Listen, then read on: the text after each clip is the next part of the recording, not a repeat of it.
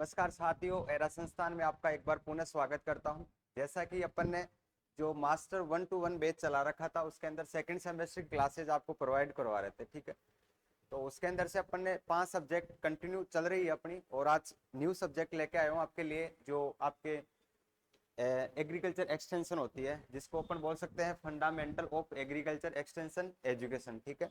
उसका आपको पहले तो एक बार शुरू करने से पहले एक बार इसका क्रेडिट बता देता हूँ, कोड बता देता हूँ, ठीक है। जो इसका कोड की बात करें अगर अपन, तो इसका जो कोड होता है वो है, सॉरी, EXCOM, एक्सकॉम 1-to-1। जैसे अपन ने बेच रखा था मास्टर 1-to-1, जैसे फर्स्ट ईयर के सेकंड सेमेस्टर का फर्स्ट पार्ट, ठीक है। उसी प्रकार अगर अपन क्रेडिट की बात करें तो क्रेडिट के अंदर आ जाएगा 2+1, बोले तो 2 थ्योरी के आ जाएंगे और 1 प्रैक्टिकल का आ जाएगा। टोटल मिला के अपने 3 क्रेडिट हो गए। मानकर चले ये क्रेडिट क्या होता है, जैसा कि आप जितने नंबर लाओगे उसके 3 गुना हो जाएंगे, ठीक है। तो बहुत अच्छी सब्जेक्ट है आपको ओजीपी मेंटेन करने की, आपको एक बढ़ाने की, ठीक है। तो अपन शुरू से स्टार्ट करेंगे, और सबसे पहले तो आपको मैं ये बता दूं, जो अपन टॉपिक वही पढ़ेंगे जो आपके एग्जाम के अंदर क्वेश्चन पुटअप होते हैं। उसके अलावा फालतू का कचरा बिल्कुल भी नहीं पढ़ेंगे। हर आपको यूट्यूब चैनल पे मिल जाएगा, और क्लासें भी इतनी मिलेगी, ओनली 3 या 4 या फिर कोई 2-3 डालते हैं, ठीक है। अपने पास जो एरा संस्थान के द्वारा जो पूरी टीम आपको क्लासेज प्रोवाइड करवाई रही है, ठीक है, वो अपने हाथों के द्वारा नोट्स बनाकर अब पूरा एनालिसिस करके कहाँ से क्वेश्चन पुटअप होते हैं उसी के अकॉर्डिंग आपको पूरी क्लासेज करवाई जा रही है, ठीक है। उसमें से आपने 5 सब्जेक्ट हो गई, पैथो की हो गई और अपने मिट्रियो की हो गई, ठीक है। ये 2 सब्जेक्ट आपको शिवानी मैम करवाई है। उसके अलावा जीपीबी की जो सब्जेक्ट है वो आपके आरू मैम ने करवाई है। इसके अलावा जो 3 सब्जेक्ट मैं लेकर चल रहा हूँ मैं खुद स्वयं, ठीक है। इसके अलावा आपको एक या तो एक है इंजीनियरिंग की बच्ची है, वो आपको आरू मैम करवाएगी। उसके अलावा एक सब्जेक्ट और बच रही है प्रोफिजियोलॉजी की, वो मैं खुद करवाऊंगा, ठीक है। इतने में अपना जो 6 महीने का सफर था फिर से वो भी कंप्लीट हो जाएगा। उम्मीद करता हूँ सारे अच्छे होंगे। अब चलते हैं बिना समय खराब किए हुए अपने क्लास की ओर। तो जैसा कि अपना फर्स्ट बोले तो क्लास बोल सकते हैं इसको, ठीक है। क्लास फर्स्ट दिखाई दे रहा होगा आपको, कौन सा चैप्टर है, चैप्टर का क्या नाम है, शिक्षा एवं प्रसार शिक्षा, ठीक है। क्या है, एजुकेशन एंड एक्सटेंशन एजुकेशन, ठीक है। इसके बारे में चर्चा करते हैं। पहले तो इसका बेसिक से देख लेते हैं अपन कि जो ये बेसिक किस आधार पर बनाया गया है, क्या अपने को समझाना चाहता है ये चैप्टर, या फिर ये सब्जेक्ट क्या आपके भविष्य के अंदर काम आ सकती है, या आपको क्या नॉलेज देके जाएगी, ठीक है। तो देखते हैं अपन संकलन, देखते हैं इसका। शिक्षा का अर्थ, शिक्षा की परिभाषा, शिक्षा के प्रकार, प्रसार शिक्षा का अर्थ, प्रसार की उत्पत्ति, प्रसार शिक्षा की परिभाषा, प्रसार शिक्षा की शाखाएं, कृषि प्रसार की परिभाषा, औपचारिक एवं अनौपचारिक शिक्षा, दूरस्थ शिक्षा, प्रसार शिक्षा के सिद्धांत, प्रसार शिक्षा की प्रक्रिया, घटक, प्रसार का नामांकन, प्रसार सेवा, मूल तत्व, प्रसार शिक्षा का विषय, प्रसार शिक्षा के उद्देश्य, प्रसार शिक्षा के लक्षण विशेषताएं और प्रसार शिक्षा के दर्शन, प्रसार शिक्षा के दर्शन शास्त्र का महत्व, ग्रामीण विकास की शिक्षा की भूमिका प्रश्न। मतलब जो आपको मैं ये टॉपिक्स बताया हूँ इन्हीं के अंदर से अपन जो पूरा सब्जेक्ट है वो लेकर चलेंगे, यही टॉपिक आप अपन एनालिसिस करेंगे, ठीक है। एक पानी की बोतल पकड़ा दे, पानी की बोतल, ठीक है। अब चलते हैं अपन नंबर वाइज अपने टॉपिक के हिसाब से लाइन टू लाइन चलते हैं, ठीक है। तो बिना समय खराब किए चलते हैं आगे। तो जैसा कि है, भारत लोकतंत्र की शासन व्यवस्था का विश्व में प्रथम देश है। भारत की जो भारत लोकतंत्र की जो शासन व्यवस्था है ना, उसके अंदर विश्व में प्रथम देश है। कौन सा देश? आपका भारत देश, अपना भारत देश। इसकी जनसंख्या लगभग 1 अरब 2 करोड़ है। भारत की जनसंख्या कितनी है? 1 अरब और 2 करोड़ है, या मानी जाती है। देश की अर्थव्यवस्था का मूल आधार कृषि है। अगर देखें तो अपन जो आपने पहले तो बहुत अच्छी सब्जेक्ट या बहुत स्ट्रीम ली है आपने अच्छी, कि आपको एग्रीकल्चर के अंदर इसके अंदर स्कोप भी काफी है। और बात करें अपन, जैसे इसके अंदर जो भीड़ है, माहौल है, वो बहुत कम है। जैसे नीट की तरह इसके अंदर भीड़ नहीं है इतनी, ठीक है। तो आगे चलते हैं। देश के सकल घरेलू उत्पाद का लगभग 14% भाग कृषि से प्राप्त होता है। मतलब देश का अगर सकल घरेलू उत्पादन देखे या फिर उत्पाद देते देखे तो लगभग 14%, मतलब 100% के अंदर तो 100% में से 14% तो अपने कृषि से अपने को उत्पाद प्राप्त होता है। तो अपन कह सकते हैं कि जो आपकी कृषि विज्ञान है, अपन जो अपनी एग्रीकल्चर है, वो एक महत्वपूर्ण भूमिका निभाती है। अपने जीवन के अंदर देख ले, अपने देश के अंदर देख ले, अपनी व्यापार के अंदर देख ले, अपने जीवन में देख ले, तो कहीं पर भी मानकर चले तो जो आपकी एग्रीकल्चर है वो अपने बहुत महत्वपूर्ण भूमिका निभाती है।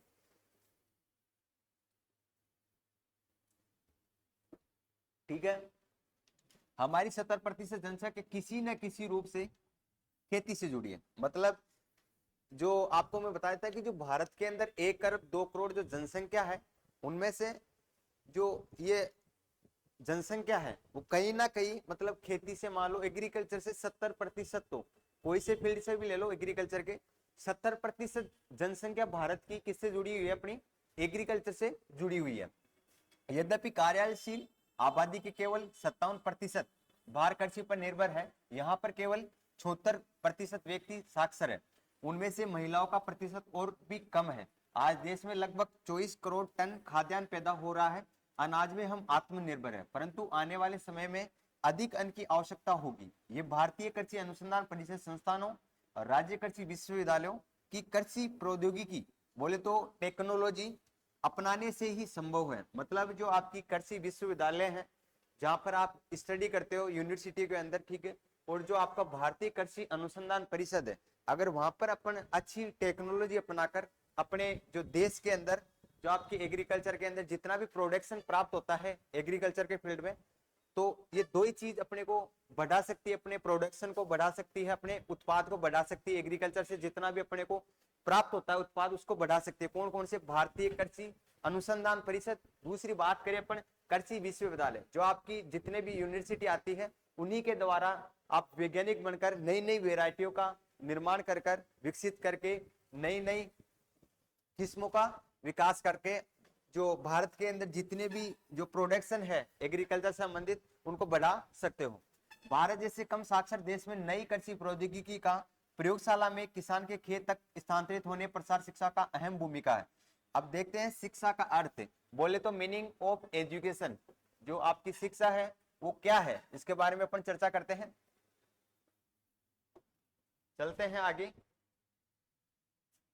मीनिंग ऑफ एजुकेशन, शिक्षा का शाब्दिक अर्थ जानने के लिए उसके उत्पादक शब्दों को खोजना होगा। अपन शिक्षा को पहले तो जानने के लिए अपने उसके क्या समझना पड़ेगा, अपने को उसके उत्पादक शब्दों को समझना पड़ेगा कि शिक्षा होती क्या है। तो पहले अपन समझते हैं शिक्षा अंग्रेजी शब्द के एजुकेशन का हिंदी अनुवाद है। मतलब जो शिक्षा है वो अंग्रेजी शब्द के एजुकेशन का हिंदी अनुवाद है। ये तो आपको बात समझ में आ गई। इंग्लिश का वर्ड है आपका कौन? एजुकेशन, ठीक है। अंग्रेजी भाषा के एजुकेशन शब्द का इसका हिंदी अनुवाद क्या है? आपके शिक्षा। एजुकेशन शब्द की उत्पत्ति ग्रीक वर्ड से हुई है।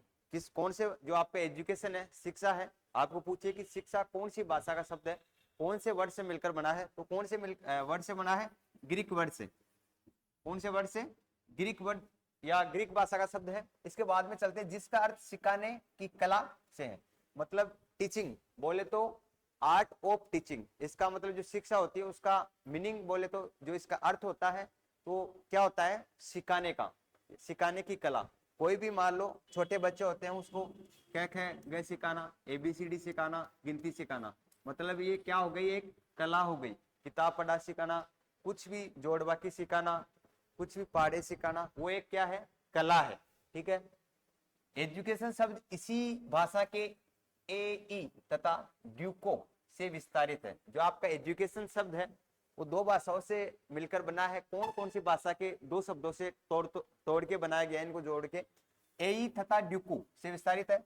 ए का अर्थ होता है अंदर से, ड्यूको का अर्थ होता है आगे बढ़ाना।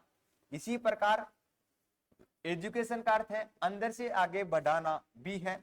स्वामी विवेकानंद की परिभाषा अपन देखेंगे अलग अलग वैज्ञानिकों के द्वारा, अलग अलग अर्थशास्त्रों के द्वारा कि शिक्षा की परिभाषा किस आधार पर दी गई है।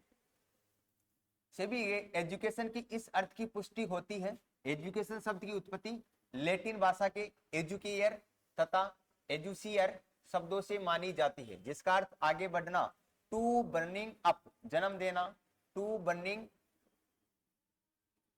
फोर्थ उत्साहित करना, टू लेड आउट, जागृत करना, इसका अर्थ परीक्षण, संवर्धन, पथ प्रदर्शन। अतः शिक्षा एक ऐसी अनवर्त प्रक्रिया है जो मनुष्य के साथ जन्म से मृत्यु पर्यंत चलती रहती है। शिक्षा एक ऐसी है जो मनुष्य होता है उसके जन्म से लेकर मृत्यु तक साथ रहती है।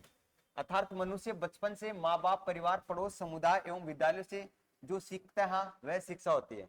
शिक्षा एक वह है जो अपन मनुष्य द्वारा, माता पिता के द्वारा, आस पड़ोस के लोगों के द्वारा, आसपास के माहौल से जो सीखा करते हैं उसी को अपन क्या कहते हैं, शिक्षा कहते हैं, उसी को अपन शिक्षा बोलते हैं। अब अपन डेफिनेशन ऑफ एजुकेशन देखते हैं, शिक्षा की परिभाषा देखते हैं। शिक्षा की परिभाषा होती क्या है,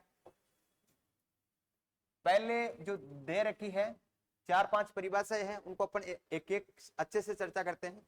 जो लोक के द्वारा जो परिभाषा दी गई है वो ये है, पौधे खेती द्वारा एवं मनुष्य शिक्षा द्वारा विकसित किए जाते हैं। पौधे तो किसके द्वारा विकसित किए जाते हैं, खेती के द्वारा विकसित किए जाते हैं। और जो शिक्षा होती है वो किसके द्वारा की जाती है, मनुष्य के द्वारा। मनुष्य शिक्षा द्वारा विकसित किया जाता है और पौधे खेती द्वारा विकसित किया जाता है। ये तो किसने दी परिभाषा, आपके लोक वैज्ञानिक ने दी गई थी, ठीक है। दूसरी परिभाषा जो दी गई थी रविंद्रनाथ टैगोर ने, रविंद्रनाथ टैगोर ने शिक्षा की परिभाषा, एजुकेशन की परिभाषा क्या दी गई थी, शिक्षा कुछ नहीं बल्कि आत्म की संतुष्टि है। शिक्षा कुछ नहीं है, केवल आत्म की क्या है, संतुष्टि है। यह किसने बताया, रविंद्रनाथ टैगोर ने बताया।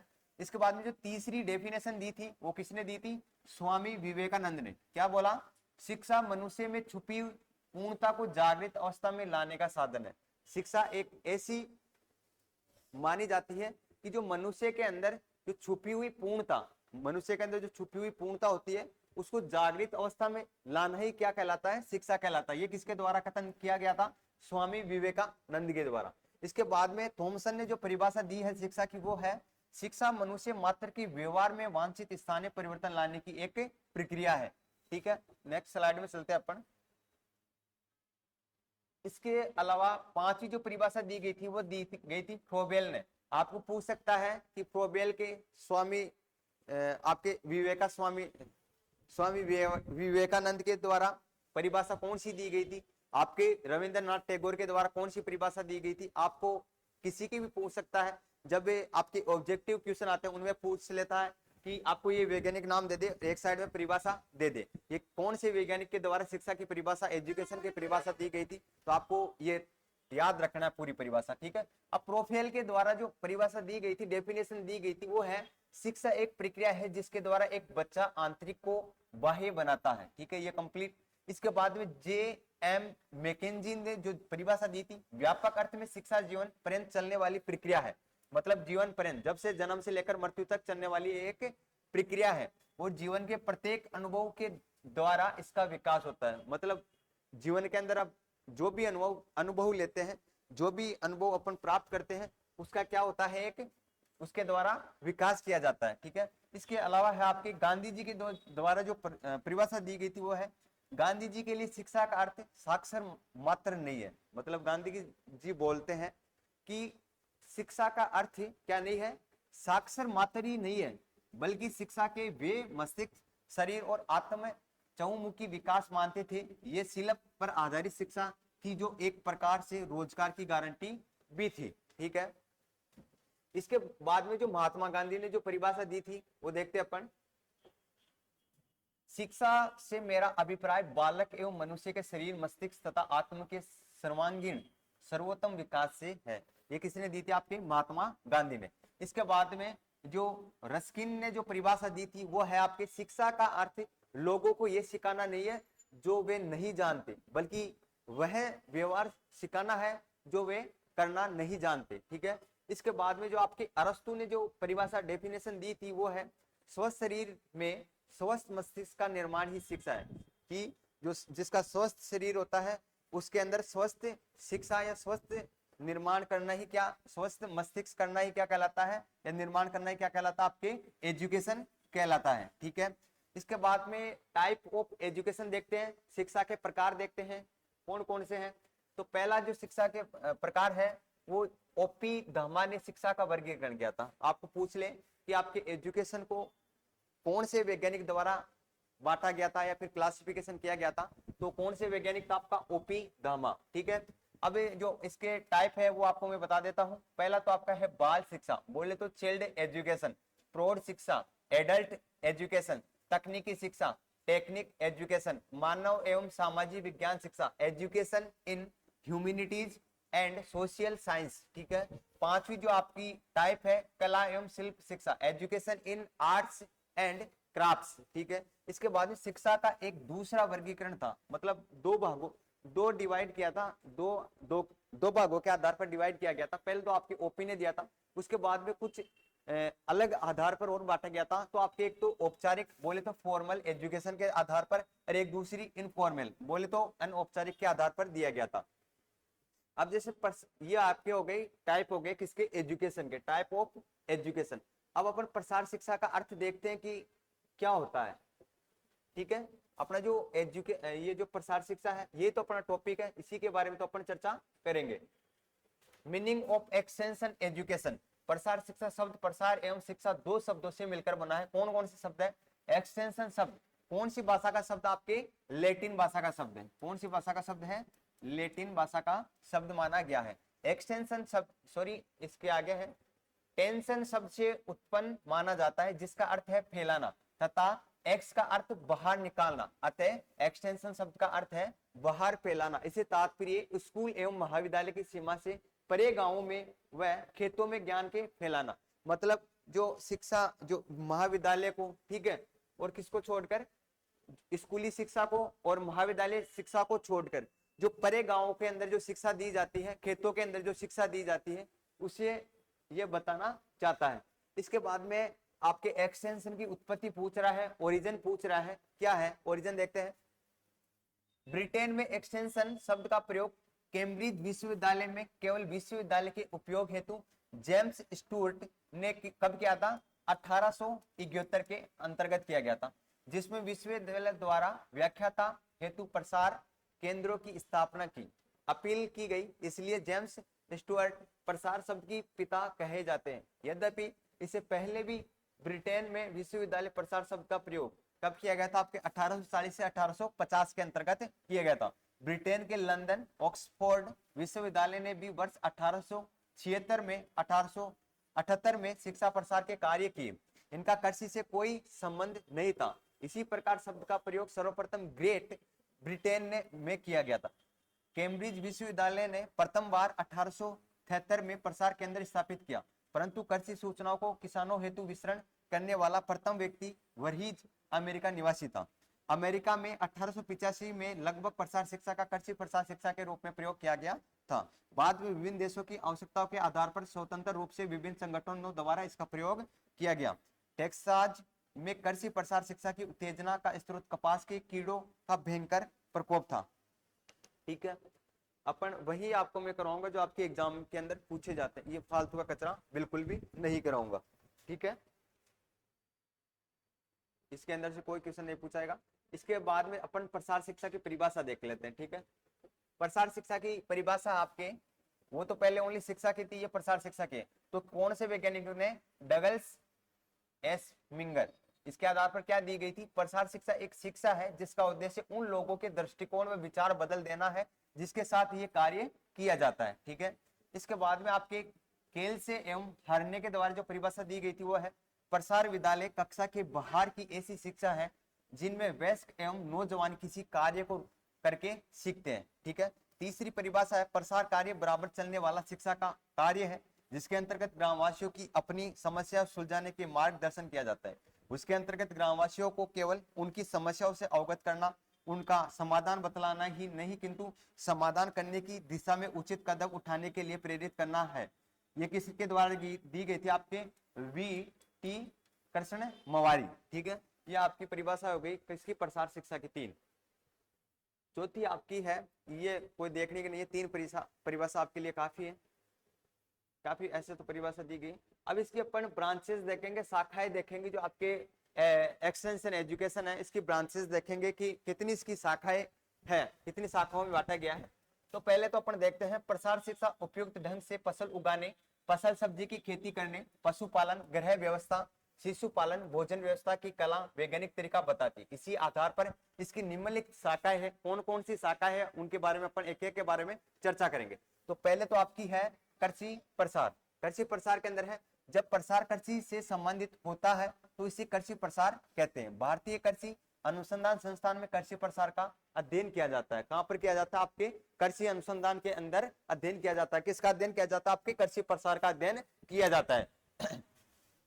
इसके बाद में पशु चिकित्सा एवं पशुपालन प्रसार।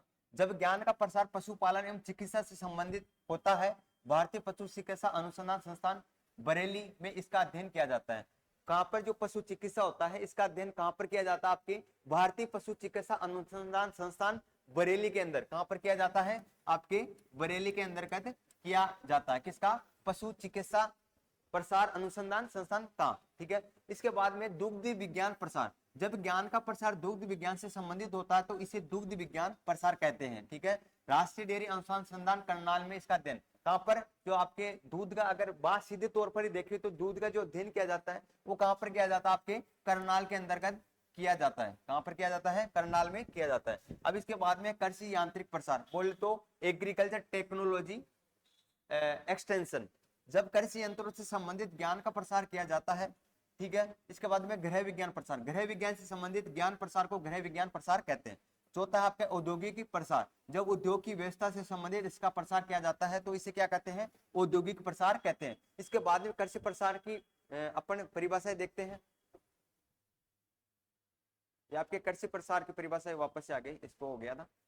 इसके बाद में अपन चर्चा करेंगे आपके औपचारिक एवं अनौपचारिक। जो अपन टाइप बांटे थे ना कि आपके एक तो औपचारिक था, बोले तो फॉर्मल, और दूसरा था आपका फॉर्मल एजुकेशन, और दूसरा था आपके अनफॉर्मल या बोले तो इनफॉर्मल एजुकेशन। ठीक है। औपचारिक और अनौपचारिक। तो देखते हैं अपन औपचारिक किसे कहते हैं। ये शिक्षा कक्षा के अंदर एक निश्चित पाठ्यक्रम एवं नियमानुसार दी जाती है।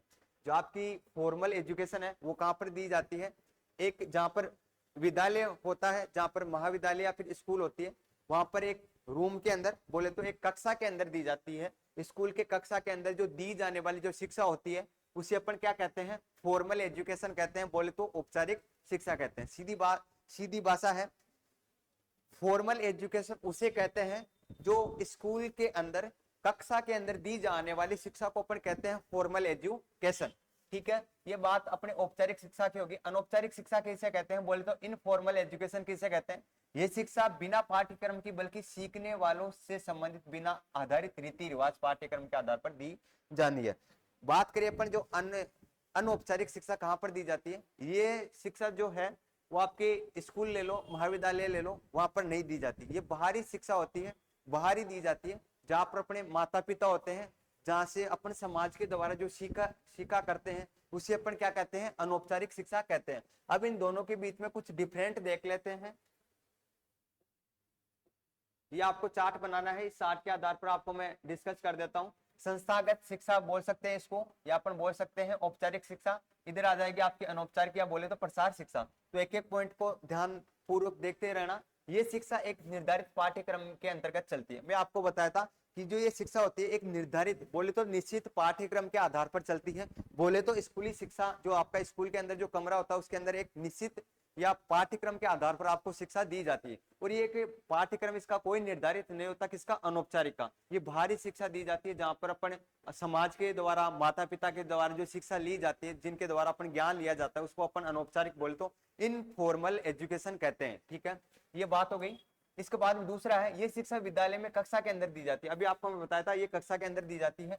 ये फार्म हाउस या फिर बोले तो बाहर फार्म पर दी जाती है। इस शिक्षा में सीखने वालों की उपस्थिति अनिवार्य होती है। जो आपके अगर स्कूल के अंदर, मैं आपको बता रहा हूँ कि जो स्कूल के अंदर जो रूम होता है या कमरा होता है उसके अंदर शिक्षा दी जाती है।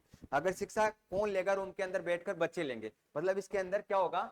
ये सीखने वालों की उपस्थिति, जो सीखेगा उसकी उपस्थिति होनी चाहिए उस कमरे के अंदर, स्कूली कमरे के अंदर उसका उपस्थित होना चाहिए। जो सीखा गया, शिक्षा सीखेगा, उसकी उपस्थिति होनी चाहिए। इस शिक्षा के सीखने वाले की स्वेच्छा होती है। मतलब जिसको सीखना होगा वो आराम से अपने माता पिता के द्वारा या फिर बाहरी शिक्षा ले सकता है, जिसकी स्वयं की इच्छा होगी या स्व इच्छा होगी। ठीक है। चौथा पॉइंट है, पाठ्यक्रम शासन द्वारा निर्धारित होता है। ये शासन के द्वारा निर्धारित होता है, ये सीखने वालों के द्वारा तय किया जाता है कि अपने को क्या सीखना है क्या नहीं सीखना है, गलत चीज सीखनी है अपने को या फिर सही चीज सीखनी है। पांचवा पॉइंट है सीखने वालों के स्तर में क्षमता होती है। जैसे बीएससी में बीए में पढ़ने वाले सभी विद्यार्थी एंट्रेंस उत्तीर्ण होते हैं। सीखने वाले के स्तर में विषमता पाई जाती है, जैसे अशिक्षित हो सकते हैं, अशिक्षित प्राइमरी, मिडिल, हाई स्कूल, स्नातक या स्नातक हो सकते हैं। छठा पॉइंट है सीखने वाले लगभग एक आयु के होते हैं, मतलब जो स्कूली शिक्षा के अंदर जो शिक्षा दी जाती है वो सभी स्टूडेंट क्या होते हैं, एक ही आयु के होते हैं। और इसके अंदर सीखने वाले बच्चों की कोई आयु नहीं होती, अपन बचपन से लेकर वृद्ध तक होते हैं, किसमें, अनौपचारिक शिक्षा के अंदर। सातवां पॉइंट है सीखने वाले की भूमिका अहम होती है, इसके अंदर कोई अहम नहीं होती भूमिका। शिक्षा एक समय में एक स्थान पर एक विषय से संबंधित होती है, एक समय सीखने वाले विभिन्न विषयों की बातें रख सकते हैं। इसके अंदर अपन इसमें तो एक ही विषय की एक समय के अंदर एक विषय की बात कर सकते हैं, इसमें एक समय पर अनेक जो बातें होती है वो रख सकते हैं, अनेक मैटर रख सकते हैं एक ही समय में। विशेष क्षेत्र सीमित होता है, इसके अंदर विशेष क्षेत्र सीमित होता है कि भाई इतना जो एरिया है वो उसी के बारे में चर्चा की जाती है, और इसके अंदर कोई एरिया नहीं होता, कोई क्षेत्र नहीं होता कि अपन कितनी दूरी के अंदर या फिर कितना माहौल अपन कवर कर सकते हैं। इसका विशेष क्षेत्र असीमित होता है, मतलब कोई कितना भी अपन क्षेत्र को सीमित नहीं है, कितना भी हो सकता है। सीखने वाले संस्थान के कठोर नियमों में बंदे होते हैं, इसमें बाध्य नहीं होते हैं। तो जैसे सीखने वाले स्कूल शिक्षा में जैसे ड्रेस कोड होना चाहिए, ठीक है, नेल्स कटे होने चाहिए, टाइम टू टाइम स्कूल आना चाहिए। अनौपचारिक शिक्षा में ऐसा कोई नियम कोई कायदा नहीं होता, कभी भी आओ कोई भी ड्रेस कोड पहनो, नेल्स कटे हुए हो या चाहे बड़े हो, बैग लेके आओ चाहे मत लेके आओ, अनुशासन बिल्कुल भी नहीं होता। कौन सी शिक्षा में, आपके अनौपचारिक शिक्षा के अंदर। 11 पॉइंट है सीखने वाले सीधे अध्यापकों द्वारा सिखाए जाते हैं, मतलब जो औपचारिक के अंदर जो शिक्षा दी जाती है वो अध्यापकों के द्वारा या टीचर के द्वारा सिखाई जाती है।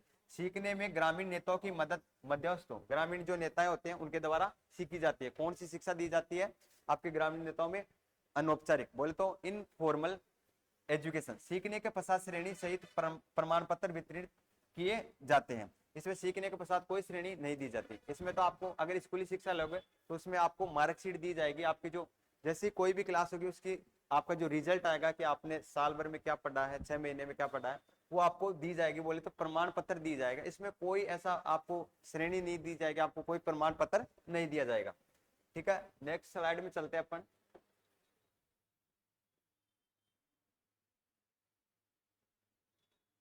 अपन जो एक्सटेंशन एजुकेशन है इसका अपन स्कोप देखेंगे, क्षेत्र देखेंगे।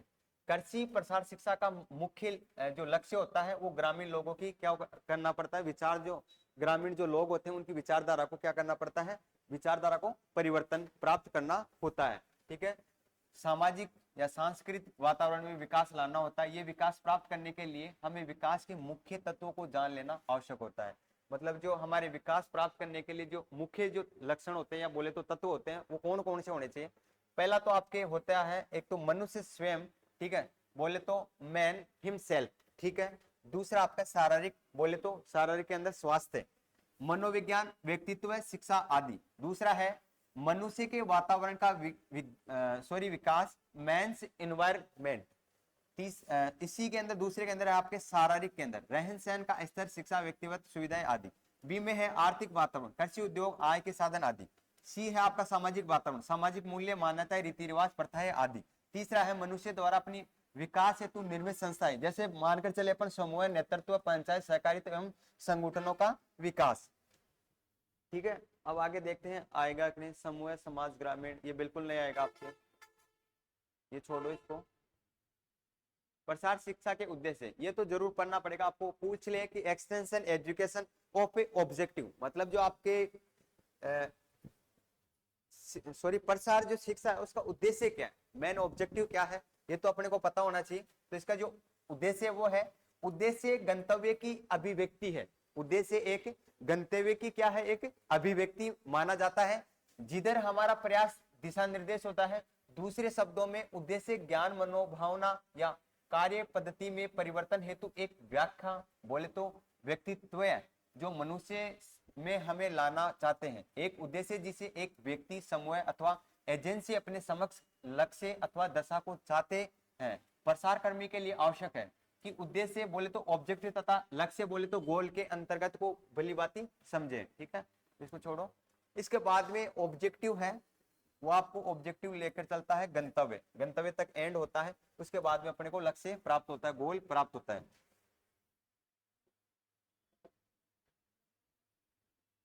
अब उद्देश्य के स्तर देखते हैं कुछ।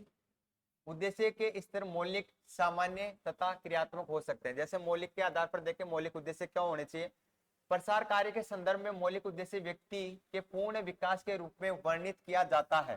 इसी तरह की व्याख्या संविदा तथा संगठन के शासक परिषद में की जाती है। प्रसार शिक्षा में ये उद्देश्य लक्ष्य मनुष्य तक पहुंचना। सामान्य उद्देश्य क्या होना चाहिए, ये उद्देश्य मौलिक उद्देश्य से अधिक निश्चित रूप से व्यवस्थित किए जाते हैं तथा संगठन विशेष से प्रत्यक्ष रूप से जुड़े होते हैं, जिनकी आपकी जो व्याख्याता होती है समस्याओं तथा अनुभूत आवश्यकताओं की पहचान तथा विश्लेषण कर सकने में सक्षम होते हैं। एक बार उतारना आप।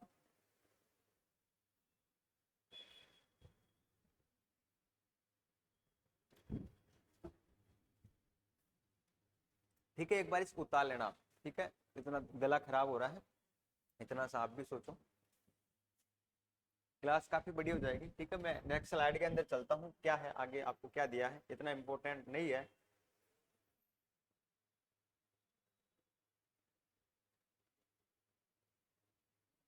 आपके इसके अंदर 2 लेक्चर कंप्लीट हो जाएंगे आपके। ठीक है, अब देखेंगे ग्रामीण विकास में प्रसार शिक्षा की भूमिका। जो आपके ग्रामीण विकास होता है उसके अंदर जो प्रसार शिक्षा होती है उसकी भूमिका क्या रहती है। ठीक है, बोले तो role of extension education in rural development, विकास प्रक्रिया के मुख्य तत्व है। जैसे नई खोज, इनोवेशन, ग्रामीण जन किसान, प्रसारकर्ता का या कार्य का, प्रसार सेवा में लगे विषय विशेषज्ञ। तो पहला है नई खोज के लिए परिक्षेत्र परीक्षण व मूल्यांकन विधि द्वारा लोगों के समक्ष प्रस्तुत करना, विभिन्न स्तरीय लोगों को समायोजन की समस्याओं का समाधान करना, बोले तो एडजस्टमेंट। तीसरा आपके नई खोज का प्रसार, वितरण एवं अंगीकार करना, लाभकारी तकनीकों को नियोजन ढंग से समन्वित करना, प्रतिफल पर विचार हेतु समुचित पर्याप्त लक्ष्यों का उपलब्ध करना। इसके बाद में है आपका ग्रामीण जनों के लिए लोगों को उपयोगी सूचना देने की प्रक्रिया में सहायक होना, लोगों की आवश्यकता अनुसार उपलब्ध साधनों का अनुसार विभिन्न विकल्पों द्वारा सुझाव देना, विकास कार्य के लोगों की सहभागिता करने में प्रेरित करना, लोगों के जीवन स्तर में स्थायी रूप से उन्नत करने की मदद करना, लोगों को मानसिक रूप से इस प्रकार तैयार करना कि लोग अपना स्वयं कार्यक्रम विकसित कर सकते हैं। लोगों की जो मानसिकता होती है उसको इस प्रकार से डेवलप करना, इस प्रकार से विकास करना कि जो लोग अपना स्वयं का जो कार्य है उसका डेवलप या उसका विकास को बढ़ा सके, अपने कार्य का विकास कर सके ज्यादा से ज्यादा। इसके बाद में है आपके छठा है लोगों के लिए उपयुक्त सीख परिस्थिति उत्पन्न करना। सातवां है लोगों में क्रियाशील तथा दृढ़ विश्वास जगाकर आत्मविश्वासी बनाना। गया आपका प्रसारकर्ता के लिए सिद्धांतों एवं विधियों द्वारा सफलतापूर्वक कार्य संपादन करना, प्रसार सेवा के प्रति विश्वविद्यालय पैदा करना, मनोविज्ञान तौर पर संगठनकर्ता के रूप में तैयार करना जिससे प्रसार सेवा तन्मयता से जुटा रहे। इसके अतिरिक्त सामान्य कुछ रूप में प्रसार शिक्षा है वो देखते हैं। समूह संस्थान तथा लोगों को अपने उद्देश्य हेतु प्रसन्न विकास संगठित, स्थानीय नेतृत्व का विकास, यह नीति निर्धारकों द्वारा नियोजक के स्थानीय समस्याओं के अवगत कराती है। ठीक है, इसके बाद में कोई ऐसी इसमें लाइन नहीं है, यहाँ तक कंप्लीट होता है अपने 2 लेक्चर। तो आज की क्लास, आज का सेशन अपना यही समाप्त होता है। तो अगर सेशन अच्छा लगा हो, अगर क्लास अच्छी लगी हो तो दोस्तों क्लास को ज्यादा से ज्यादा दोस्तों के पास शेयर करना। जितने भी आपके दोस्त हैं कृषि महाविद्यालय के अंदर, कोई सी भी आपकी यूनिवर्सिटी के अंदर, उन सभी के पास एक बार जरूर शेयर करना ताकि सभी स्टूडेंटों को, सभी विद्यार्थियों को इस क्लासों का, इन सब्जेक्टों का आनंद लेकर करवा सके। ठीक है, और अपन नेक्स्ट टॉपिक के साथ, नए जुनून के साथ मिलते हैं कल। जब तक जय हिंद, जय भारत, धन्यवाद।